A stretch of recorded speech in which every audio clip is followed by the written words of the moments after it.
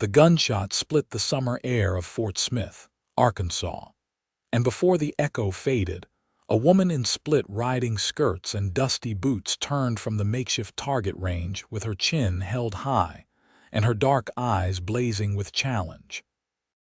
It was the summer of 1878, and the gathering crowd in the town square had never seen anything quite like Deanna Olsen, who had just put 6 bullets through the center of 6 tin cans without so much as blinking. The men watching shifted uncomfortably, some laughing nervously, others muttering under their breath about women who did not know their place. But Deanna paid them no mind as she reloaded her Colt revolver with practiced efficiency. "Any man here think he can do better?" she called out, her voice carrying across the dusty square. The late afternoon sun caught the copper highlights in her brown hair, which she wore pulled back in a practical braid that hung down her back. She was 22 years old and had been shooting since she was tall enough to hold a rifle steady. Taught by her father, who had been a sharpshooter before a riding accident took his life 3 years prior. The crowd murmured, but no one stepped forward immediately. Deanna had made this same challenge in 3 towns before Fort Smith, and each time she had bested every man who dared try. She was not doing it for sport or cruelty, though some accused her of both. She was doing it because her mother had died that winter, leaving Deanna alone with a small homestead outside of Van Buren and debts that needed paying. She had discovered that men would bet good money on shooting competitions, especially when their pride was at stake, and she had gotten very good at taking that money home with her. "I will give it a try, miss." The voice came from the back of the crowd, and Deanna looked up to see a tall man making his way forward. He was lean and broad-shouldered, with sun-darkened skin and hair the color of wheat that fell across his forehead beneath a well-worn hat.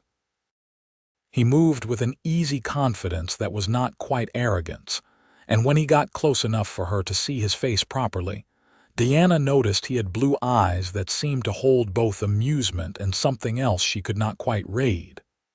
"Vincent Foster, madam," he said, tipping his hat to her. "I have been working cattle on the ranges north of here, and I heard about your challenge from some fellows in the saloon." Deanna studied him carefully. He wore the clothes of a working cowboy, his shirt faded from many washings and his boots scuffed from hard use. His gun belt sat comfortably on his hips, the holster worn smooth from practice. He looked to be about 25, and there was something in his eyes that made her think he was not like the other men who had challenged her, those who did it out of wounded pride or the need to put a woman in her place. "The bet is $20, Deanna said clearly, so everyone could hear. 6 shots, 6 targets, best out of 2 rounds wins." Vincent nodded slowly, his gaze never leaving hers. "That seems fair. Though I have to ask, what does a woman need with all this money she is winning off honest working men?" There was no mockery in his tone, only genuine curiosity, and Deanna felt something in her chest tighten unexpectedly. "The same thing anyone needs money for, Mr. Foster. Food, land payments, survival. My father left me his homestead and his debts, and I intend to honor both." Something shifted in Vincent's expression, a softening around his eyes. "A worthy cause," he said quietly, then louder, "Set up the targets. Let us see who shoots true." The crowd pressed closer as the town's blacksmith, a man named Thomas who often served as an unofficial referee for such competitions, set up 12 tin cans on fence posts at 50 yards.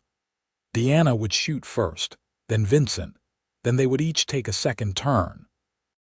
The betting started immediately, men pulling coins from their pockets and arguing odds. Most bet on Vincent simply because he was a man, but a few had seen Deanna shoot and knew better than to underestimate her. Deanna stepped up to the line scratched in the dirt and drew her revolver. She took a breath, let it out slowly, and fired. 6 shots in rapid succession, 6 cans spinning off their posts. The crowd erupted in noise, some cheering, others groaning about lost money. Deanna reloaded calmly and stepped back, her heart beating steady and strong in her chest. Vincent moved to the line next. Deanna watched him carefully, looking for any sign of hesitation or uncertainty, but his hands were steady as he drew his gun. He fired 6 times, and 5 cans fell. The 6th can stayed perched on its post, and the crowd's noise changed tenor. Vincent lowered his gun and looked at the remaining can with what seemed like genuine surprise. "Bad luck," someone called out. Vincent shook his head slightly and stepped back, his expression unreadable. Deanna felt a flicker of something in her stomach. She had beaten him, which meant $20 that would go toward next month's payment to the bank, but there was something about the way he had missed that last shot that did not sit right with her. She had been watching him, and his aim had been true on every shot. That miss had looked almost deliberate. The second round began. Deanna stepped up again and fired, hitting all 6 targets again. The crowd was quieter now, many of them resigned to her victory. When Vincent took his turn, he hit 5 targets again, missing the 6th by what looked like mere inches. When he turned back to face her, Deanna saw something in his eyes that confirmed her suspicion. He had let her win. The realization struck her like a physical blow. Anger flared hot in her chest, mixing with something else, something she could not quite name. She wanted to call him out right there in front of everyone, to demand to know why he had insulted her by throwing the match. But Thomas was already collecting money, and the crowd was dispersing. Vincent approached her with her winnings, 20 silver dollars that glinted in the late afternoon sun. "You shoot very well, Miss Olsen," he said, holding out the money. Deanna snatched it from his hand, her eyes blazing. "Do not patronize me, Mr. Foster." His eyebrows rose slightly. "I would not dream of it. You let me win." She kept her voice low enough that the remaining onlookers could not hear, but there was no mistaking the fury in her tone. "I saw you. You could have hit those targets easily." Vincent was quiet for a moment, his blue eyes searching her face. Then he said, equally quietly, "What would you have had me do? Beat you in front of all these men so they could laugh and tell you to go home where you belong? Take your $20 that you clearly need.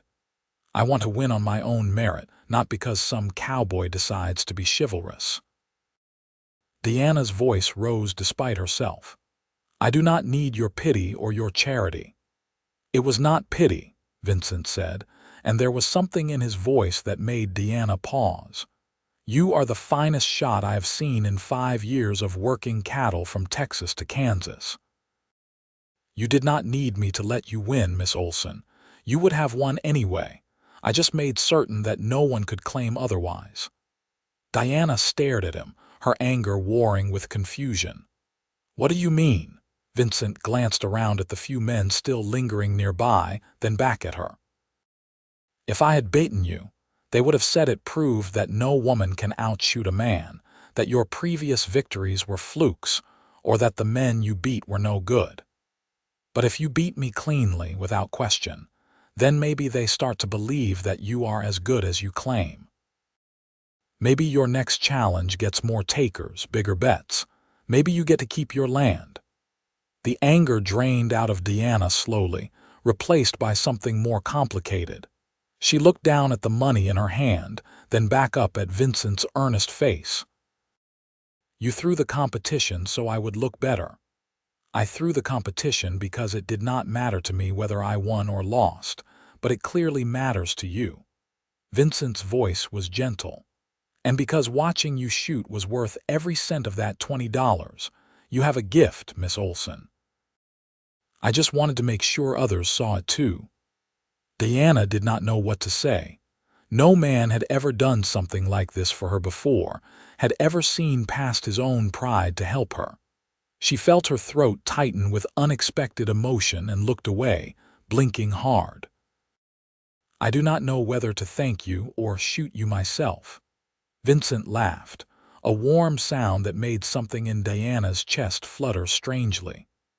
"Well, I hope you choose the former, though I suspect you could make good on the latter if you wanted to."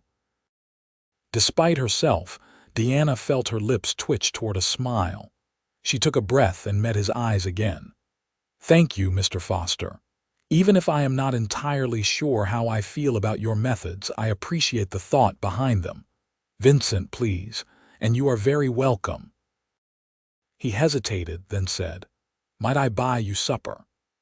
There is a decent boarding house near the edge of town that serves a fine stew, and I would like to hear more about your homestead and your father's shooting skills. It is not often I meet someone who can handle a gun like that." Diana knew she should say no. She did not know this man, and she had learned long ago that trusting strangers was a good way to end up hurt or robbed or worse. But there was something about Vincent Foster that made her want to say yes, something in the honest way he looked at her and the gentle respect in his voice. "All right," she heard herself saying, "but I am paying for my own meal. I will not take any more charity from you today." Vincent's smile was like sunshine breaking through clouds. "Fair enough. I would not dare argue with a woman who shoots like you do." The boarding house was run by a widow named Mrs. Harper, who served them beef stew and fresh bread at a corner table in her dining room. The food was simple but good, and Diana realized as she ate that she had not had a proper meal in 2 days. She had been saving money, eating sparingly to make her supplies last longer, and her body was grateful for the sustenance. Vincent ate steadily across from her, and as they finished their meal, he asked her questions about her father and her childhood. Diana found herself talking more freely than she had in months, telling him about learning to shoot at 8 years old, about her father's patience and pride in her natural talent, about the way her mother had worried but ultimately supported her unusual education. "My father always said that skill does not care whether you are a man or a woman," Diana said, soaking up the last of her stew with a piece of bread. "He said a gun does not shoot different depending on who holds it, so why should a woman not learn to use one as well as any man?" "Your father sounds like he was a wise man," Vincent said. "Not many would think that way." "He was." Diana's voice softened. "He died 3 years ago, riding accident. His horse spooked and threw him and he hit his head on a rock. He was gone before anyone could get help. I am sorry." Vincent's sympathy sounded genuine. "And your mother, this past winter, pneumonia." Diana looked down at her empty bowl. "It was just a bad cough at first, but it got worse so quickly. By the time I got the doctor out to the homestead, there was nothing to be done. She died in her sleep one night while I sat beside her bed." Vincent was quiet for a moment. "So you have been alone since then?" "Yes." Diana met his eyes. "The homestead is mine now, along with 40 acres and a debt of $300 to the bank in Van Buren. My father took out a loan 2 years ago to buy more cattle, but then he died before he could build the herd up enough to pay it back. My mother and I did our best, but we are not ranchers. We know farming and chickens, not cattle management. The bank is being patient, but their patience will not last forever." $300 is a lot of money," Vincent said thoughtfully. "How much have you won so far with your shooting competitions?" "About $80 over the past month." Diana leaned back in her chair. "I need to make the 300 by September, which gives me 2 more months. If I can keep winning, keep moving from town to town, I might just make it." Vincent was quiet, his blue eyes studying her in a way that made Diana feel strangely exposed. Finally he said, "What happens if you make the payment? You will still have 40 acres and no cattle, and the bank will just expect another payment next year." Diana's jaw tightened. "I know, I am trying not to think that far ahead, one problem at a time." "What if you had help?" Diana frowned. "What kind of help?" Vincent leaned forward, his elbows on the table. I have been working cattle drives for 5 years now, saving my wages. I have about $200 put away, and I know cattle management inside and out. What if we partnered up? I could help you build your herd, teach you what you need to know, and in return I would get a place to settle instead of drifting from ranch to ranch. Deanna stared at him. You just met me. Why would you offer something like that? Because I am tired of drifting, Vincent said simply. Because I have been looking for a place to put down roots, and because I think you are the kind of person who would make a good partner. You are determined, skilled, and you do not give up. Those are qualities I respect. You do not know me, Deanna said again, but her voice was less certain now. Then give me a chance to know you. Vincent's voice was earnest. Let me ride out to your homestead tomorrow, see the land, talk about what it would take to build it up. If you do not like what I have to say, or if you decide you do not want my help, I will tip my hat and ride away. But at least consider it, Deanna. The sound of her first name on his lips sent a strange warmth through her chest. Deanna realized that she wanted to say yes, wanted it more than was probably wise. But she had been alone for so long, carrying the weight of the homestead and her parents' memories by herself, and the thought of having help, of having someone who understood what needed to be done, was almost overwhelming in its appeal. All right, she said finally. Come by tomorrow. The homestead is about 5 miles north of Van Buren, following the main road. You will see a painted wooden sign that says Olsen at the turnoff. But I am not promising anything, Vincent. I will listen to what you have to say, and then I will decide. Vincent's smile was bright and genuine. That is all I ask. They parted ways outside the boarding house as the sun set over Fort Smith, painting the sky in shades of orange and pink.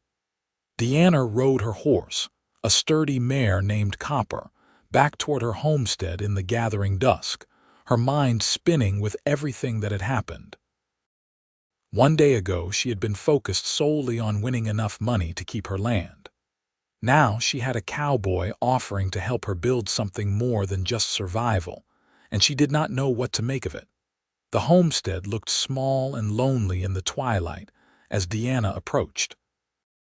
It was a simple log cabin that her father had built 15 years ago when he and her mother had first claimed this land.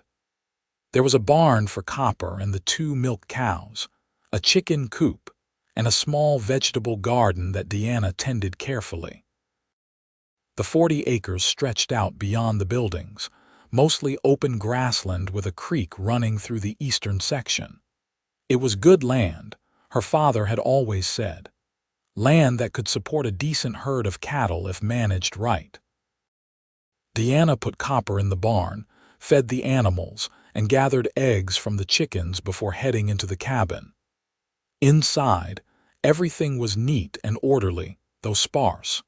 Her parents had never had much money for luxuries, and Deanna had even less now. But the cabin was sturdy and weatherproof, with a good fireplace and her mother's rocking chair by the window. Deanna sat in that chair now, watching the stars come out, and thought about Vincent Foster. He had kind eyes, she decided. And there had been no hint of dishonesty or hidden motives in his face when he made his offer. But Deanna had learned to be careful, to trust slowly. Too many people in the world were willing to take advantage of a woman alone, and she would not give up her independence easily, even for help that she desperately needed. Still, when she finally went to bed that night, Deanna found herself thinking about the way Vincent had looked at her across the dinner table, the warmth in his voice when he said her name, and the strange flutter in her chest that had nothing to do with shooting competitions or homestead debts. She told herself firmly to focus on practical matters, but her dreams that night were filled with blue eyes and the scent of summer grass. Vincent arrived at mid-morning the next day, riding a tall bay horse that looked as trail-worn as its rider. Deanna had been up since dawn, feeding the animals and weeding the garden, and she watched from the porch as he approached. He had cleaned up since yesterday, she noticed, his shirt freshly washed and his hair combed back under his hat. The sight of him made something warm unfurl in her chest, and she pushed the feeling aside firmly. "Good morning," Vincent called out as he dismounted. "Fine land you have here. Morning." Deanna came down from the porch, wiping her hands on her work apron. "Let me show you around, and you can tell me what you think." They spent the next hour walking the property, Vincent asking questions about water sources, soil quality, and what kind of animals her father had kept. Deanna answered as best she could, showing him the creek and the grassland and the sturdy fences her father had built. Vincent examined everything with a practiced eye, occasionally kneeling to check the grass or the soil, and Deanna found herself watching him more than the land. He moved with easy confidence, completely comfortable in the outdoors, and there was something appealing about his competence. Deanna had been around cowboys and ranch hands her whole life, but Vincent was different somehow. He did not swagger or boast, did not talk down to her or assume she knew nothing. Instead, he asked her opinion and listened when she answered, treating her as an equal partner in the conversation. "Your father chose well," Vincent said finally as they stood by the creek, watching the water flow over smooth stones. "This is good grazing land, and that creek means reliable water even in dry summers. With proper management, you could run 50 head of cattle here easily, maybe more." "50 head would take more money than I have," Deanna pointed out. "Even if I make the bank payment, I will be broke afterward." "That is where the partnership would come in." Vincent turned to face her, his expression serious. "Here is what I am proposing. I put up my $200 to combine with whatever you have left after your bank payment. We use that to buy a small starter herd, maybe 15 or 20 head. I know a rancher near Fort Gibson who is selling off cattle right now, good breeding stock. Then I work the herd while teaching you the business. We split any profits 50-50 and I get room and board here on the homestead." Deanna considered this carefully. "Where would you sleep?" "The cabin only has 1 bedroom. I can sleep in the barn," Vincent said immediately. "Or we could build a small bunkhouse. I am good with a hammer and saw. It would not take long." "And what happens when you decide you want to move on? What happens to my herd then?" Vincent's eyes were steady on hers. "I am not looking to move on, Deanna. I am 25 years old, and I have been drifting since I was 18. My parents died of cholera when I was 17, and I sold their small farm in Missouri to pay the debts. I have been working for other people ever since, saving money and looking for the right place to settle. This could be that place, if you will have me." There was something vulnerable in his voice that made Deanna's defenses waver. She understood loss, understood being alone and searching for stability. Against her better judgment, she found herself believing him. "I need time to think about it," she said finally. "This is a big decision." "Of course," Vincent nodded. "Take all the time you need, but Deanna, I want you to know something. Whether you accept my partnership offer or not, I meant what I said yesterday. You are the finest shot I have ever seen, and you are going to win enough money to keep this land. I believe that." His words wrapped around her heart like a warm blanket, and Deanna felt her throat tighten. "Thank you," she said quietly. "That means more than you know." They stood by the creek for a moment longer, the summer sun warm on their faces and the sound of water providing a peaceful backdrop. Deanna felt something shifting inside her, some wall she had built around her heart after her parents died beginning to crack. It was terrifying and exhilarating at the same time. "Stay for lunch," she heard herself saying. "It is just bread and cheese and some cold chicken, but you are welcome to share it." Vincent's smile was like dawn breaking. I would like that very much." They ate on the porch, sitting on the steps and watching Copper and Vincent's bay graze in the yard. The conversation flowed easily, Vincent telling stories about his years on cattle drives, the places he had seen, the people he had met. Deanna found herself laughing at his descriptions of stubborn cattle and temperamental trail bosses, and she realized she had not laughed like this since before her mother died. "What about you?" Vincent asked, biting into an apple from Diana's small orchard. "Have you always lived here?" "Mostly. My parents moved here from Tennessee when I was 7 years old. Before that, we lived in a small town near Nashville, but my father wanted land of his own." Deanna gazed out at the acres stretching before them. "He loved this place.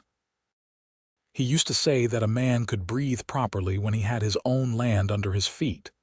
"He was right about that," Vincent said. Then, more quietly, "Do you ever get lonely out here by yourself?" Diana was quiet for a moment.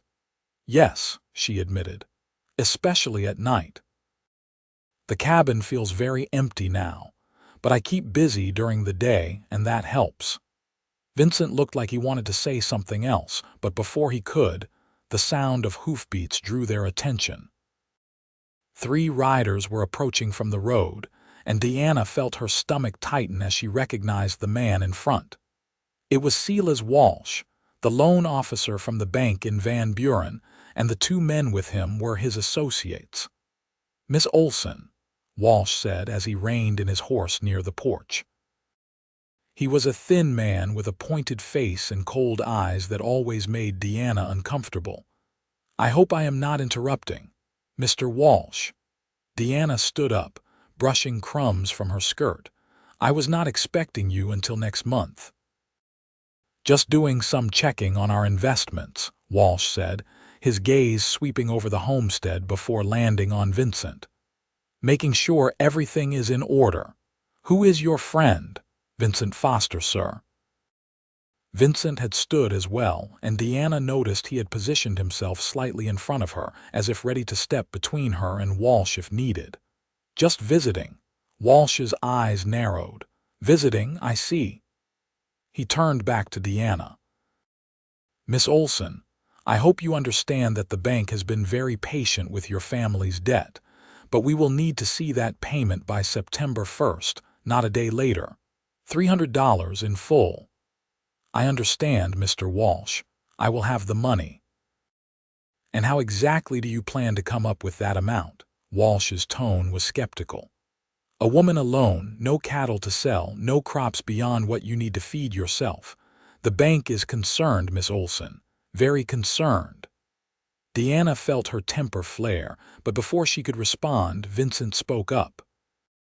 "Miss Olsen is an excellent markswoman, Mr. Walsh. She has been winning shooting competitions and saving her prize money. I witnessed one myself just yesterday in Fort Smith." Walsh's lip curled. Shooting competitions, how unladylike, and hardly a reliable source of income. He turned back to Deanna. "The bank has received an offer on this property, Miss Olsen. A generous offer, actually.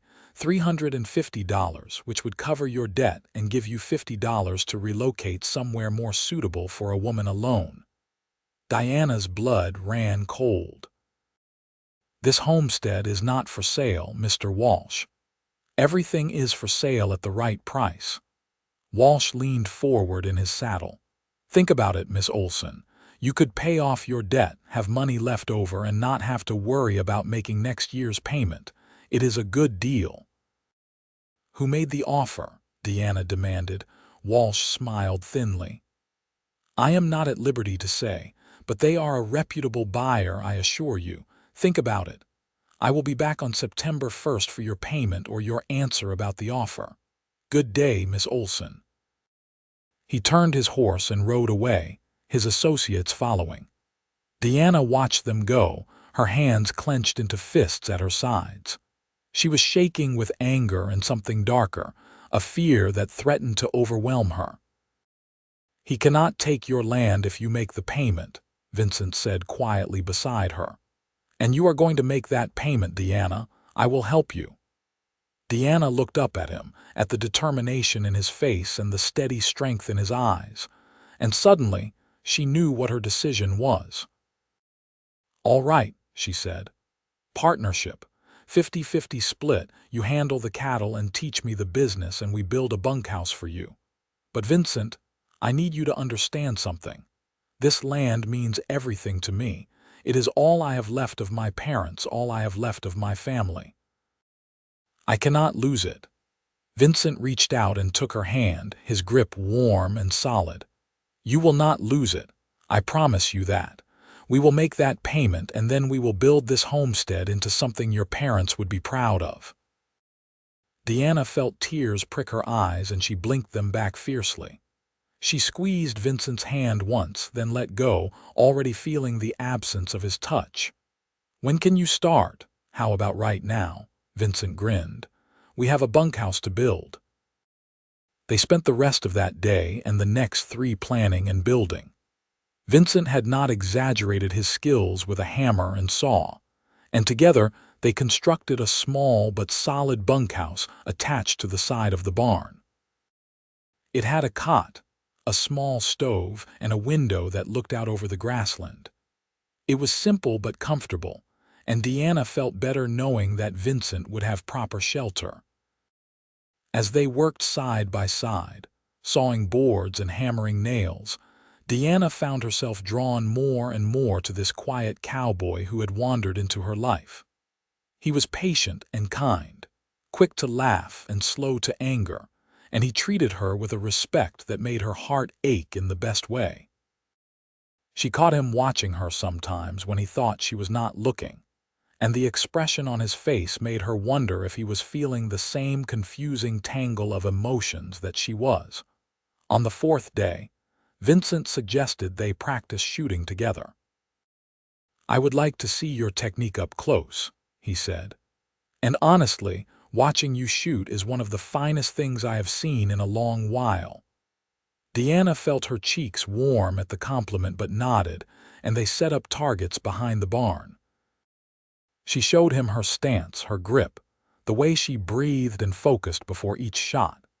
Vincent watched intently, occasionally asking questions or making observations, and Deanna found herself enjoying the chance to share this skill that she loved so much.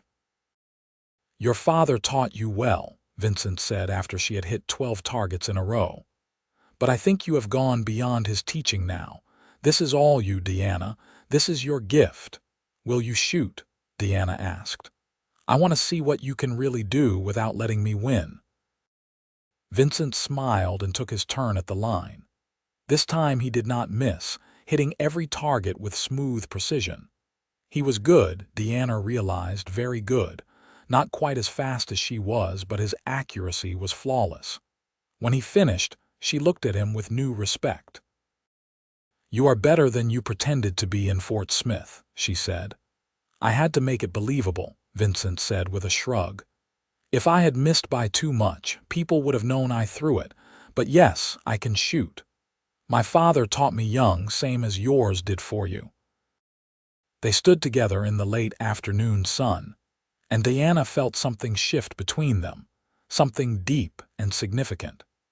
She was acutely aware of how close Vincent was standing, of the way his shoulder almost touched hers, of the warmth radiating from his body.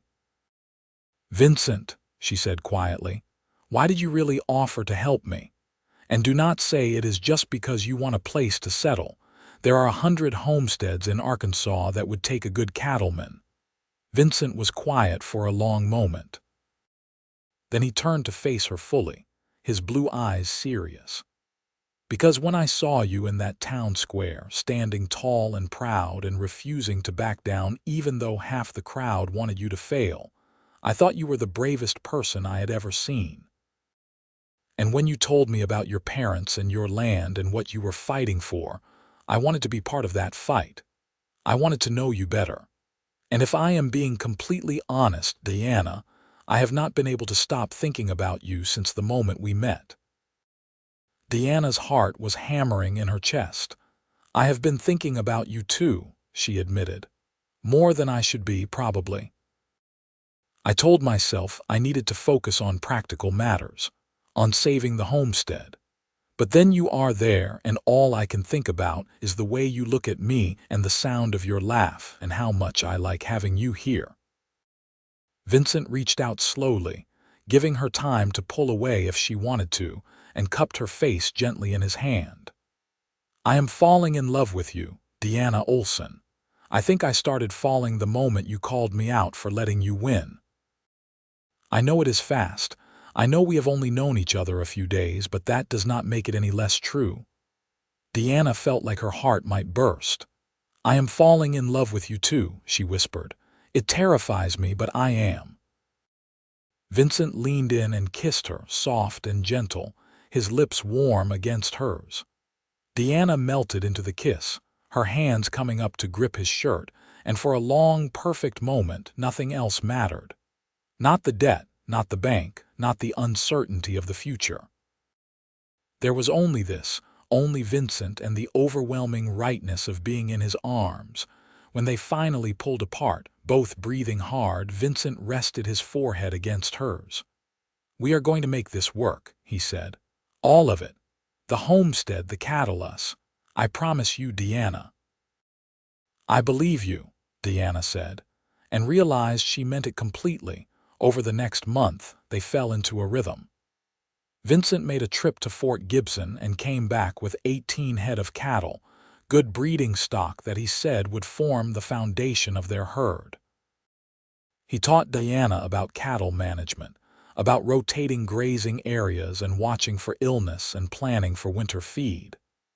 Deanna proved to be a quick study, her natural intelligence and determination making her an apt pupil. They also continued to travel to nearby towns for shooting competitions. With Vincent's help in spreading word of Deanna's skills, the competitions got bigger and the prize money increased. Men came from miles away to try to beat the woman who claimed she could outshoot anyone, and Deanna beat them all. Vincent stood in the crowd and cheered her on, his pride in her visible to anyone who looked. The money accumulated slowly but steadily. By mid-August, Deanna had $240 saved. She needed 60 more, and she had 2 weeks to get it. The pressure was immense, but Deanna felt more hopeful than she had in months. She had Vincent beside her, she had a plan, and she had her skill with a gun.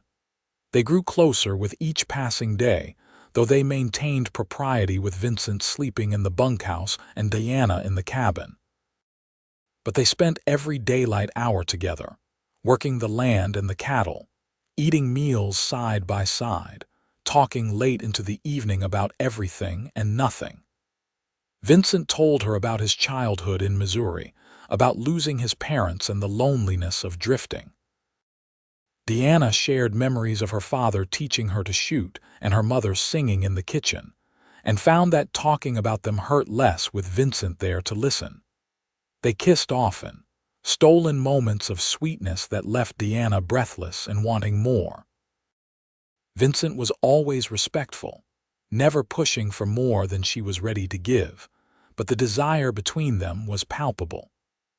Deanna found herself imagining a future where Vincent was not just her partner in the homestead but her partner in life, where they could share more than just work and land. "What are you thinking about?" Vincent asked one evening as they sat on the porch watching the sunset. He had his arm around her shoulders and Deanna was leaning into his warmth. "The future," Deanna said honestly. "What happens after we make the bank payment, what we build here. What do you see?" Vincent's voice was gentle, encouraging. "I see a bigger herd. I see the homestead thriving. I see us building it together." Deanna paused, then added quietly, "I see us married if you want that too."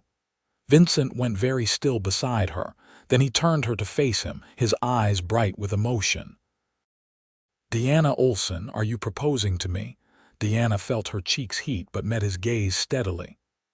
"I suppose I am. We already work as partners. We already love each other. Why not make it official?" Vincent laughed, the sound full of joy. Yes, 1,000 times yes. I want nothing more than to marry you, Deanna, to make you my wife and spend the rest of my life building this homestead and this life with you." He kissed her then, deep and passionate, and Diana felt happiness flood through her like sunshine. When they broke apart, both of them were smiling so wide it almost hurt. "After the bank payment," Deanna said. "After we secure the land, then we will get married." "After the bank payment," Vincent agreed. "Though I warn you, waiting 2 more weeks is going to be torture." Deanna laughed and kissed him again, feeling lighter than she had in years. The final shooting competition was held in Fort Smith on August 28th, 3 days before the bank payment was due. Deanna needed $50 to reach her goal, and the prize money for this competition was exactly that amount. The town square was packed with people, word having spread far and wide about the woman who could outshoot any man. There were competitors from 3 states, all of them convinced they would be the one to finally beat Diana Olsen. Vincent stood in the crowd, and Deanna drew strength from his presence. She had her father's revolver cleaned and loaded, and her hands were steady despite the pressure. This was it. This was everything she had been working toward. The competition was structured as an elimination tournament, each round cutting half the competitors until only 2 remained for the final showdown. Deanna moved through the early rounds easily, her shots true and fast. But as the field narrowed, the competition got tougher. These men were skilled shooters, some of them professional hunters or ex-military, and they were not going to be beaten easily. By the time Deanna reached the final round, she was facing a grizzled man named Jeremiah, who claimed to have been a sharpshooter in the war. He was in his 50s, with cold eyes and a confident smirk that made Diana's jaw tighten. She could tell he did not think a woman had any business competing against him, and that made her all the more determined to win. The final round was 10 shots at increasingly difficult targets. Jeremiah shot first, hitting 9 out of 10. The crowd murmured appreciatively. It was the best score of the day, and the pressure on Diana was immense. She needed to hit all 10 targets to win. Diana stepped up to the line and looked out at the targets. She took a breath, thought about her father teaching her to shoot, about her mother believing in her, about Vincent watching from the crowd with love in his eyes. She thought about the homestead and the cattle and the future they were building. And then she raised her revolver and fired. 10 shots. 10 targets down. The crowd erupted in noise, half of them cheering, the other half protesting. But the referee, the same Thomas who had overseen her first competition in Fort Smith, held up his hand for silence and declared Deanna the winner. $50 in prize money, won fairly and without question. Diana felt tears of relief streaming down her face as Vincent pushed through the crowd and swept her into his arms. He spun her around, both of them laughing and crying at the same time, and Deanna felt like her heart might burst with joy. "You did it," Vincent said, his voice choked with emotion. "My God, Deanna, you did it." "We did it," Deanna corrected. "I could not have done this without you, Vincent." They kissed in front of the whole crowd, not caring who saw or what anyone thought. They had won. They had enough money to save the homestead. Everything else was just details. On September 1st, Deanna and Vincent rode into Van Buren together and walked into the bank side by side. Silas Walsh looked surprised to see them, then irritated when Deanna counted out $300 in exact change on his desk. "My payment, Mr. Walsh," Deanna said with satisfaction. "In full and on time." Walsh counted the money twice, clearly looking for any excuse to reject it, but there was no arguing with cash on the table. Finally, he wrote out a receipt and stamped it with the bank seal. "Your debt is paid, Miss Olsen, though I must warn you, you will need to make another payment next year." "And I will," Deanna said confidently, "because I am going to build this homestead into a successful cattle ranch. You can tell whoever was interested in buying that the Olsen land is not and never will be for sale." Walsh's expression soured, but there was nothing he could say. Deanna took her receipt and walked out of the bank with her head high, and Vincent's hand warm in hers. They were married 3 days later in a small ceremony at the church in Van Buren, with Mrs. Harper from the boarding house and a few of Vincent's acquaintances from the cattle business as witnesses. Deanna wore her mother's best dress, altered to fit her, and Vincent wore a new shirt he had bought especially for the occasion. The preacher pronounced them man and wife, and when Vincent kissed her, Diana felt like every struggle and every hardship had been worth it to reach this moment.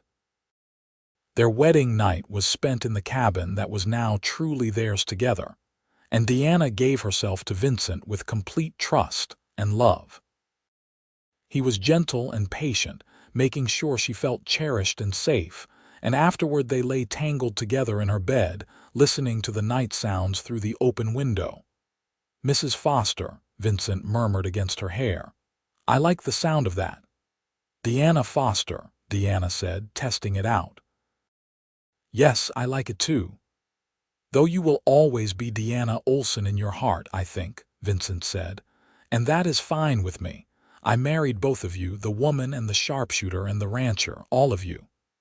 Deanna turned in his arms to face him, her heart full to overflowing. "I love you, Vincent Foster, more than I ever thought I could love anyone.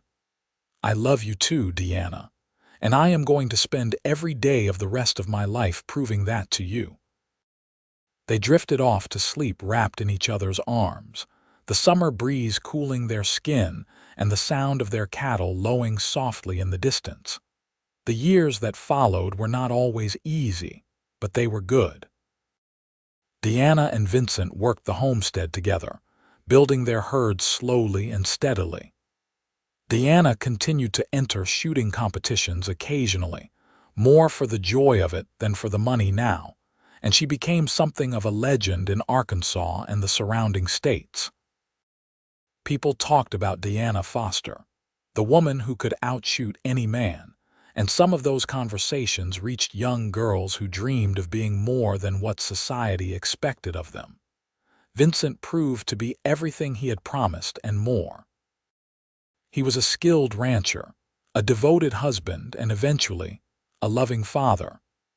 Their first child was born in the spring of 1880, a healthy boy they named Thomas after Deanna's father. Deanna gave birth in their cabin with the help of a midwife from Van Buren, and Vincent stayed beside her the whole time, holding her hand and murmuring encouragement.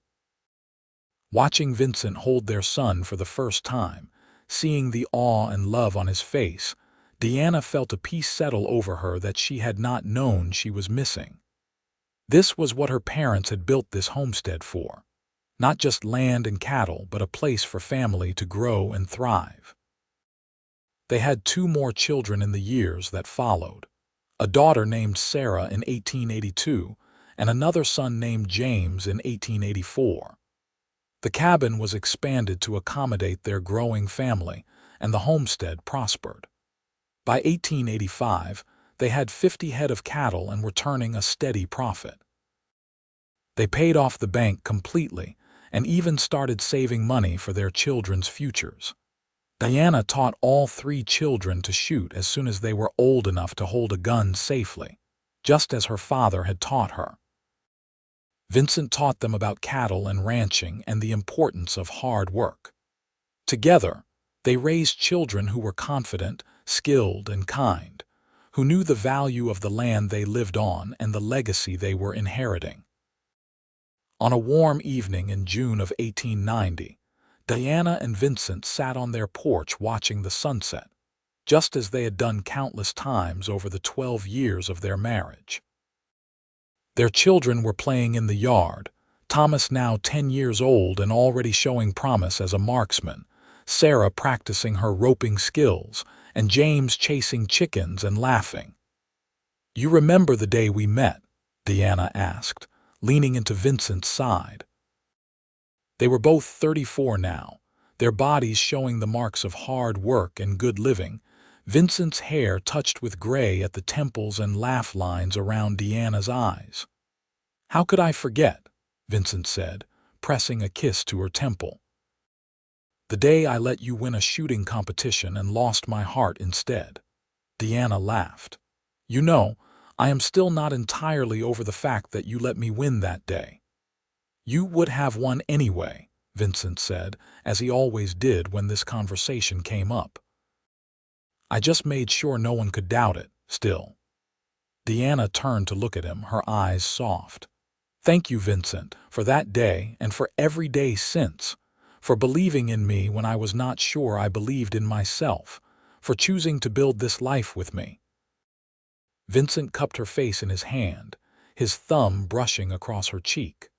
"Loving you has been the easiest and best thing I have ever done, Deanna Foster. You are the finest shot, the best partner, and the most amazing woman I have ever known. I would choose you 1,000 times over." They kissed as the sun set over their land, their children's laughter providing a joyful soundtrack, and Deanna thought about how far they had come from that day in Fort Smith. She had set out to save her homestead through skill and determination, never imagining she would find love along the way. But Vincent had seen her, truly seen her, and he had chosen to let her win not because he pitied her but because he respected her. And in doing so, he had won her heart completely. The homestead that her parents had built, and that she had fought so hard to keep, had become something more than just land and cattle. It was a home, filled with love and laughter and the promise of future generations. It was proof that a woman could be both strong and soft, could shoot straight and love deeply, could claim her place in the world on her own terms. And as the stars began to appear in the darkening sky, Deanna Foster looked at her husband and her children and her land, and knew that she had everything she had ever wanted. The woman who had claimed she could outshoot any man had won far more than shooting competitions. She had won a life worth living, a love worth cherishing, and a legacy worth passing on. Years continued to roll by with the steady rhythm of ranch life. By 1895, the Foster homestead was one of the most successful small ranches in the region, known for quality cattle and honest dealing. Thomas, now 15, was already taking on major responsibilities with the herd, showing his father's patience and his mother's sharp eye for detail. Sarah, at 13, had become an excellent rider and shot, often accompanying her mother to the occasional exhibition shooting Deanna still participated in. James, at 11, was the family's charmer, able to sweet-talk better prices from buyers and negotiate with neighboring ranchers. Deanna still practiced her shooting daily, more out of love for the skill than necessity now. She had taught several young women in the area to shoot over the years, some coming from as far as 50 miles away after hearing about the legendary Deanna Foster. She never charged for the lessons, remembering how important her father's teaching had been to her own survival, and she felt proud knowing that she was passing on more than just skill. She was passing on confidence and independence. Vincent had expanded their holdings carefully over the years, purchasing an additional 20 acres from a retiring neighbor and building a proper ranch house to replace the old cabin. The new house was 2 stories, with bedrooms for each child and a proper parlor where Deanna kept her shooting trophies and her father's old revolver mounted above the fireplace. But they kept the original cabin standing too, using it as a guest house and a reminder of where they had started. On their 15th wedding anniversary in September 1894, Vincent surprised Deanna with a beautiful mare, descended from Copper's line, with a flowing mane and gentle disposition. He had trained her himself specifically for Deanna, and they named her Liberty. That evening, after the children had gone to bed, Vincent and Deanna rowed out to the creek where he had first proposed his partnership all those years ago. 15 years, Deanna said, dismounting and walking to the water's edge.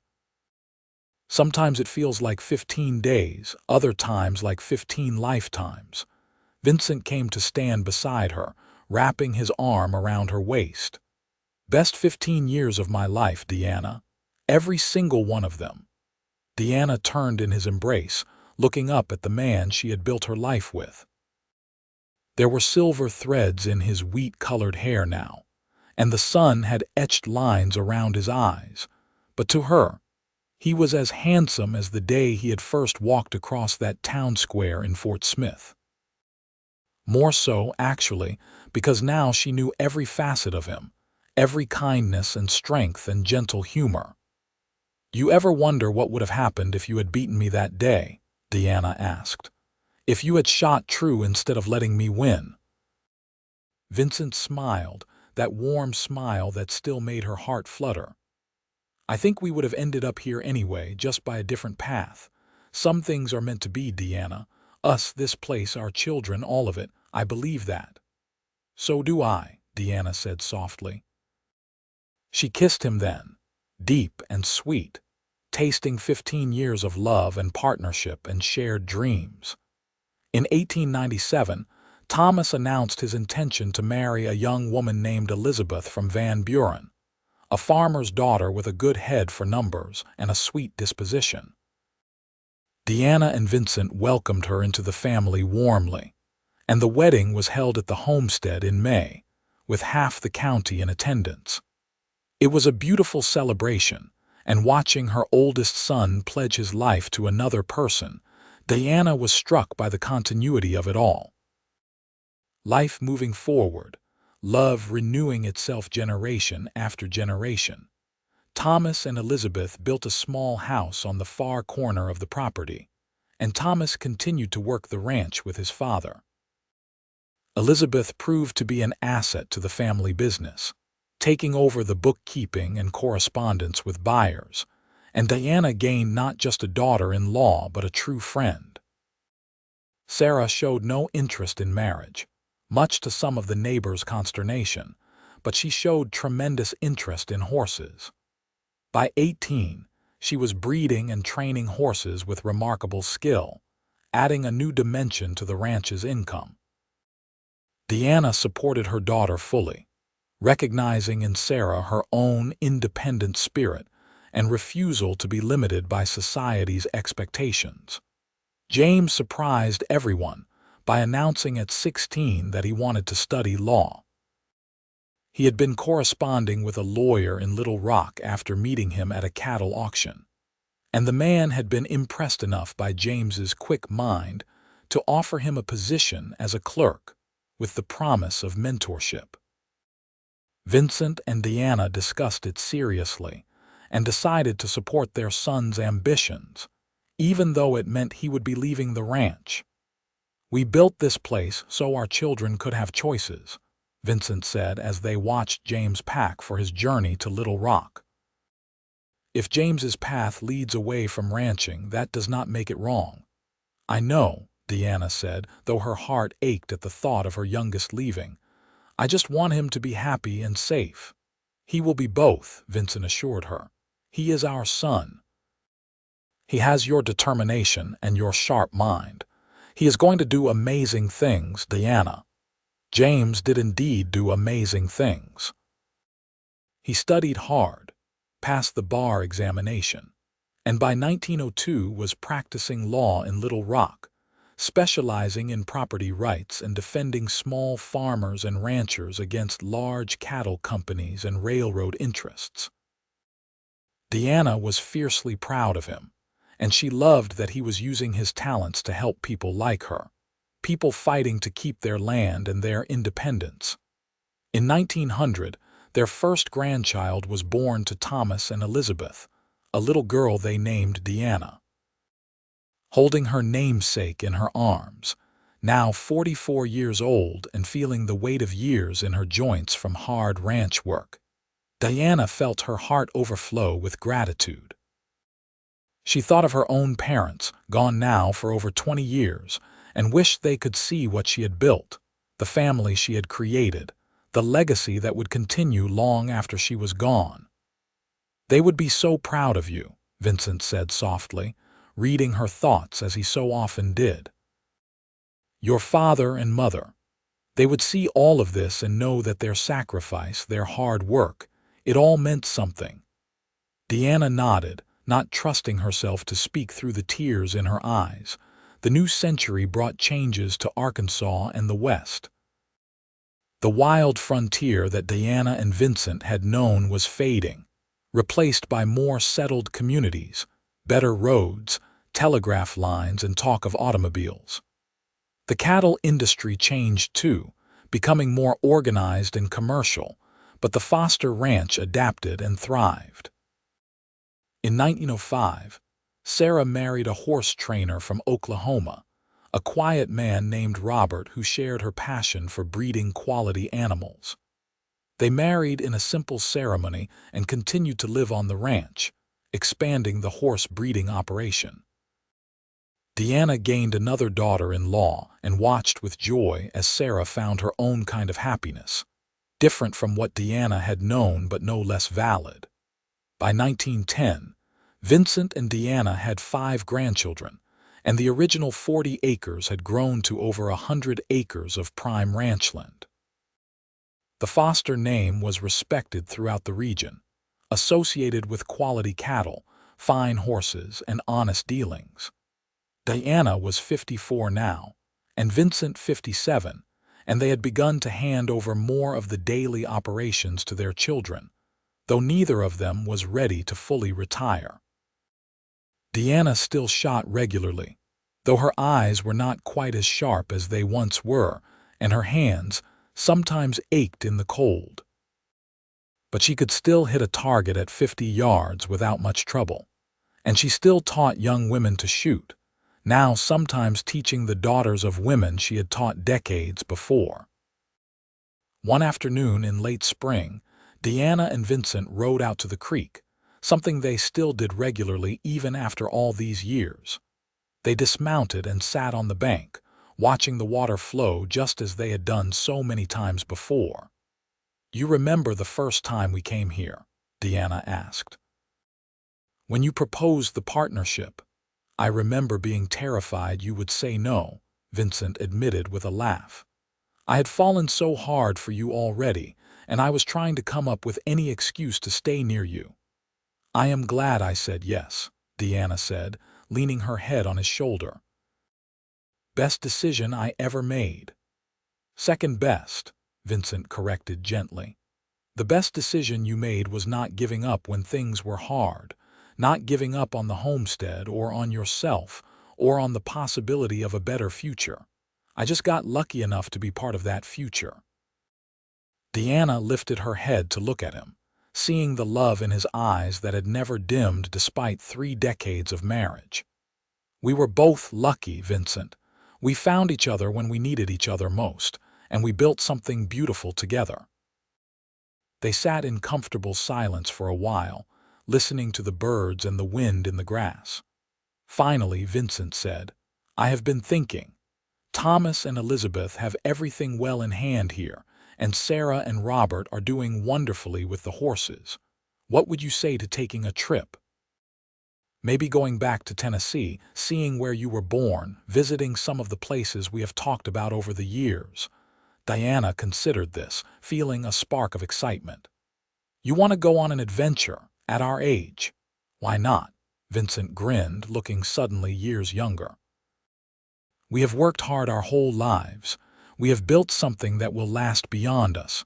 I think we have earned the right to see a bit of the world together before we are too old to enjoy it." Deanna laughed, feeling lighter than she had in months. "All right. Yes, let us do it.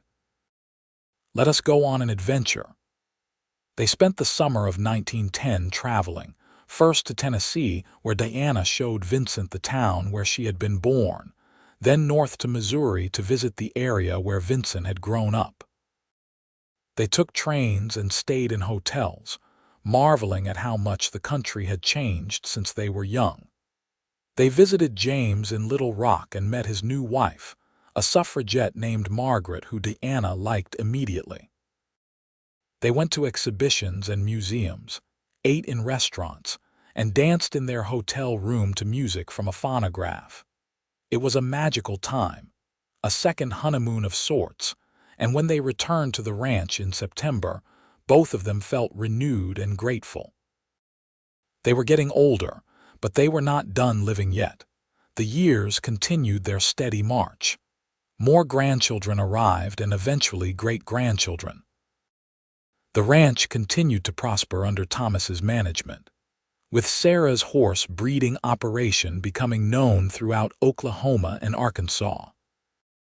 James's law practice grew successful, and he began arguing cases before the Arkansas Supreme Court, often taking on cases that protected the rights of small landowners. Diana and Vincent settled into a comfortable rhythm in their later years. They still rode out together most mornings, checking on the cattle and horses more out of habit and joy than necessity. They sat on the porch in the evenings watching the sunset, hands clasped together, talking about their children and grandchildren and the state of the world. They traveled occasionally, taking trips to see James or visit Sarah's horse breeding contacts, or just to see new places. In the spring of 1920, Diana turned 64 and Vincent 67. They had been married for 36 years, and they celebrated with a big gathering at the ranch. 4 generations of Fosters coming together for a weekend of food and music and stories. Diana looked around at her family, at the people she and Vincent had created and raised and loved, and felt a profound sense of completion. That evening, after everyone had gone to their various houses and cabins on the property, Diana and Vincent sat on their porch in the gathering darkness. Diana was in her mother's old rocking chair, which she had kept all these years, and Vincent was in the chair he had built to match it. They rocked in comfortable silence, listening to the night sounds of the ranch. "I have had a good life," Diana said softly. "A very good life." "So have I," Vincent agreed. "Better than I ever imagined possible that day I saw you in Fort Smith." Diana smiled, remembering. "You walked across that square with such confidence. I thought you were just another cowboy looking to put a woman in her place." "And instead I was a cowboy falling in love," Vincent said. "Fastest and most permanent fall of my life." "I still cannot quite believe you let me win," Diana said, shaking her head. "After all these years, it still seems so improbable that someone would do that." Vincent reached over and took her hand, his grip still strong despite his years. "I let you win a shooting competition, Diana, but you won everything else all on your own. You won this land, this life, this family. You won respect and success and happiness. All I did was have the good sense to stay close and help where I could." "You did more than that," Diana said firmly. "You gave me partnership and love and support. You gave me children and a future. You gave me everything, Vincent." "We gave each other everything," Vincent corrected. "That is what love is, Diana. Giving each other everything and building something together that is greater than what either of us could have built alone." They sat in silence again, rocking slowly, hands clasped tight. Above them, the stars came out one by one, the same stars that had watched over them through decades of joy and struggle, triumph and loss, work and love. Diana thought about the young woman she had been, desperate and alone, and determined to save her father's land at any cost. She thought about the cowboy who had seen her and loved her and chosen to lose a competition to help her win at life. She thought about everything they had built together, the family they had raised, the land they had nurtured, the love they had shared. "I would do it all again," Diana said softly. "Every hard moment, every struggle, every tear, I would do it all again to end up here with you." "So would I," Vincent said, his voice thick with emotion. "Every single moment, Diana, I love you now just as much as I did that first day. More, actually, because now I know you in ways I could not have imagined then. I love you too, Deanna whispered. Forever, Vincent, in this life and whatever comes after. They sat together until the stars filled the entire sky. Two people who had found each other against all odds and built a life that would ripple forward through generations. The ranch that Diana had fought so hard to save had become more than just land. It had become a legacy of love and determination.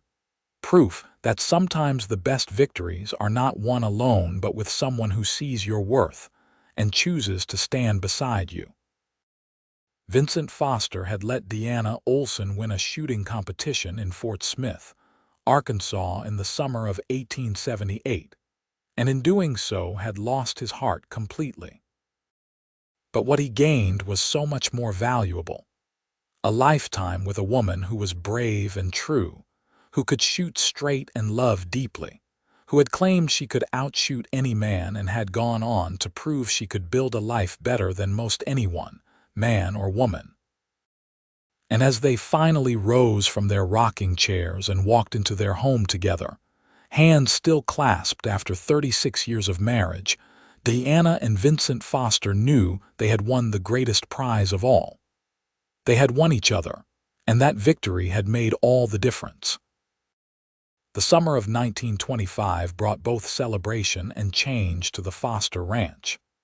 Diana was now 69 years old, Vincent 72, and they had been married for 41 years. The ranch was thriving under the third generation's management, with Thomas's oldest son, Daniel, taking on more responsibility. Diana's namesake granddaughter, now 25, had become a crack shot herself and was teaching her younger cousins just as Deanna had taught her. In July, the family gathered to celebrate Diana and Vincent's 41st anniversary. It was a grand affair, with relatives coming from as far as Texas and Tennessee. James arrived from Little Rock, now a respected judge, bringing his wife Margaret and their 3 children. Sarah and Robert came from their horse ranch, which had expanded to 200 acres and was known throughout the region. Thomas and Elizabeth, now grandparents themselves, hosted the celebration with the help of their children and grandchildren. Diana wore a beautiful dress that Sarah had purchased for her in Oklahoma City, and Vincent wore a new suit that made him look distinguished despite his years.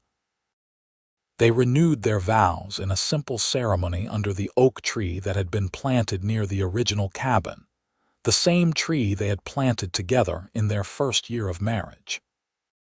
As Deanna spoke her vows, looking into Vincent's eyes that were still the same bright blue she remembered from that day in Fort Smith, she felt tears stream down her face.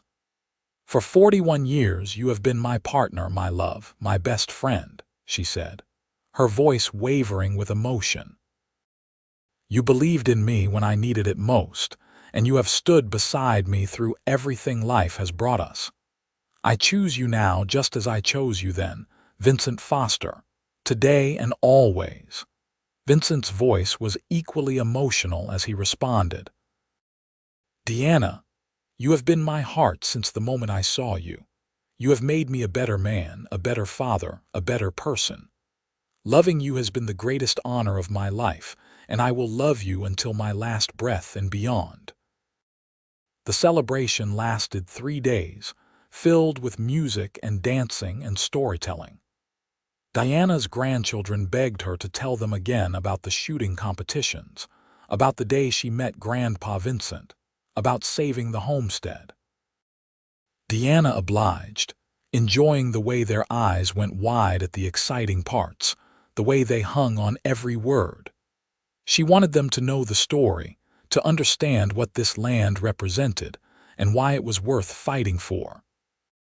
On the final evening, after most of the guests had departed or retired to their rooms, Deanna and Vincent walked out to the creek one last time. They moved slower now, their bodies carrying the weight of 7 decades of living, but they still walked hand in hand as they had always done. "Do you remember every time we have come here?" Deanna asked, easing herself down to sit on the bank. Vincent sat beside her with a slight groan, and they both laughed at the creaking of their joints. "Every single time," Vincent confirmed. "From that first day when I proposed the partnership and hoped you could not hear how fast my heart was beating, to the night I asked you to marry me, to all the times in between and since. This creek has seen our whole story," Deanna said softly, watching the water flow. "It was here before us, and it will be here long after we are gone, but we were here, Vincent. We lived and loved and built something real. That we did, my darling." Vincent put his arm around her, and she leaned against him, feeling the steady beat of his heart. "That we did." They sat in comfortable silence as the sun set, painting the sky in shades of gold and pink and purple. Fireflies began to emerge, dancing above the water like tiny stars. Deanna thought about all the moments that had led her to this one, all the choices and chances and unexpected graces that had woven together to create her life. "Thank you," she said quietly, "for everything, Vincent. For seeing me, for loving me, for building this life with me. Thank you." Vincent kissed the top of her head. "Thank you, Deanna, for being brave enough to claim you could outshoot any man, for being strong enough to save your father's land, for being generous enough to share your life with a drifting cowboy who fell in love with you at first sight. You gave me a home, Deanna. You gave me a family. You gave me a purpose. I am the one who should be thanking you." "Then we are even," Deanna said with a smile, "and we are happy." "The happiest," Vincent agreed. They stayed by the creek until the stars came out, then walked slowly back to the house, supporting each other over the uneven ground. Inside, they could hear the sounds of their family, their grandchildren's laughter, their children's voices raised in conversation. It was the sound of life continuing, of love multiplying, of a legacy that would endure. Diana and Vincent lived out the rest of their years in contentment, surrounded by the family they had created and the land they had built together. Vincent passed peacefully in his sleep in the winter of 1928, at the age of 75, with Diana holding his hand and whispering her love one last time. Diana grieved deeply, but found comfort in their children and grandchildren, in the ranch that stood as testament to their partnership, in the memories of 44 years of marriage that had been fuller and richer than she had ever dreamed possible.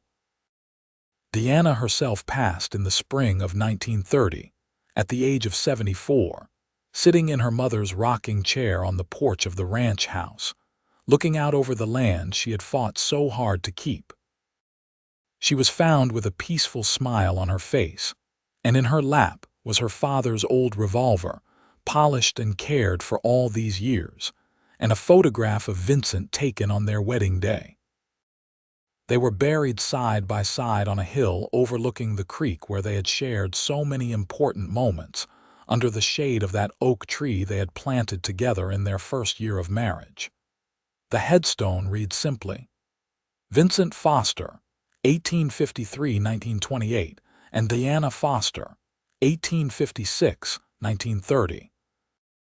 Partners in life, love, and land. Their legacy endures, and endure it did." The Foster Ranch continued to thrive through the Depression and the Second World War and into the modern era, always with a Foster at the helm, always remembering the story of how it began.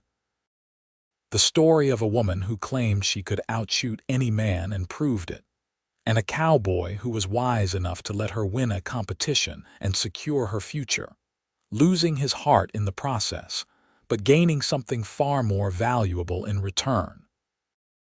Their great-great-grandchildren still tell the story, still shoot targets behind the barn, still walk to the creek on summer evenings and imagine the two people who loved each other there so many years ago. The original cabin still stands, preserved and maintained as a reminder of humble beginnings and determined hearts. And sometimes, on quiet evenings when the wind blows just right through the grass, it almost seems like you can hear two voices laughing together, two lives joined perfectly, echoing across time. Deanna Olsen, who became Deanna Foster, proved that a woman could be anything she chose to be. A crack shot, a rancher, a businesswoman, a mother, a grandmother, a legend. And Vincent Foster proved that real strength is not in dominating others, but in lifting them up. That love is choosing your partner's success over your own pride. That sometimes the best way to win is to let the person you love shine as brightly as they were meant to. Together, they built something that lasted, something that mattered, something that proved love and partnership and determination can overcome any obstacle. And that story, the story of how a shooting competition led to the greatest love either of them had ever known, lived on long after they were gone, inspiring generations to come to be brave, to be true, and to choose love above all else. The end.